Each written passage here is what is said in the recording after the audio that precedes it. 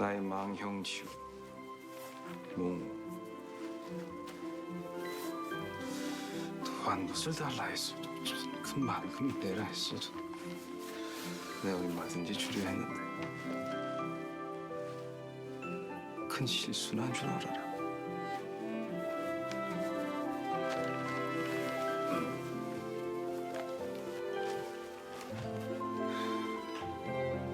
세장 매혹된 자들 1회, 2회 줄거리 재밌더라입니다.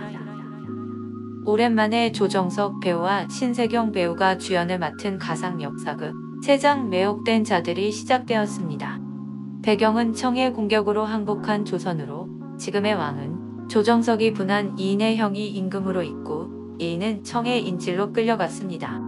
하지만 이인은 청에서도 정치를 잘해 포로된 백성들의 속한을 이루어내고 결국 귀국도 할 수 있었습니다. 기쁜 마음으로 귀국을 했지만 기다리는 것은 맹대뿐이었습니다. 왕권을 둘러싼 중정과 대비의 두 외척의 싸움에서 이인은 이간질을 당해 왕의 오해를 받고 있었기 때문입니다. 이인은 결국 왕의 명령을 받고 궁에서 쫓겨나게 되는데 그를 바라보는 눈초리를 피해 방탕한 것처럼 속이고 있었습니다. 어느 날 계곡에서 쉬고 있을 때 큰 소리가 나서 가보니 내기 바둑을 두고 있었습니다. 곱상한 청년이 결국 바둑을 이기는데 그의 입에서 이인의 이름이 나오며 그와 바둑을 대결해보는 것이 소원이라는 이야기를 듣습니다. 그리고 쫓아가서 만나지만 때마침 홍장을 위협하는 유현보를 만나고 거기서 이인의 정체가 드러나게 됩니다.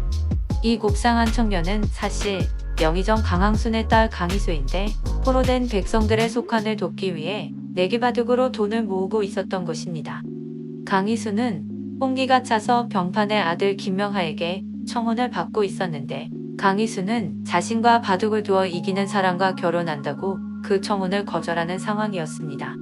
그렇게 이인과 강희수는 바둑으로 우정을 쌓고 강희수는 이인에게 모무라는 호를 선물 받으며 우정을 쌓아갑니다. 한편 이인을 둘러싼 대비의 세력을 이인을 왕으로 세우려고 노력을 하지만 이인은 그럴 마음이 전혀 없었습니다. 그런 이인을 중전의 세력인 병판 김종배는 유현보를 시켜 이인을 감시하지만 유현보는 그보다 더 악랄하게 이인과 강희수 그리고 자신의 동생인 홍장까지 위협하고 있었습니다. 유현보는 자신의 동생이 청에 끌려가 있을 때 거들떠보지도 않다가 강희수의 도움으로 속한되어 모자 이를 갈며 동생을 학대하는 인간이었습니다. 홍장 주변에 있던 강희수도 공격하려 했는데 때마침 이인이 끼어들어 대신 칼에 맞는 바람에 이인과 강희수는 더 애틋해지고 이인은 병판 김종배를 만나 단판을 짓기까지 했습니다. 그러다가 임금 이선이 몸이 상하여 힘들 때 이인이 들어가 탕약의 기밀을 하며 왕을 돕고 왕과의 신뢰를 다시 회복해 가게 되며 첫 이야기를 마쳤습니다.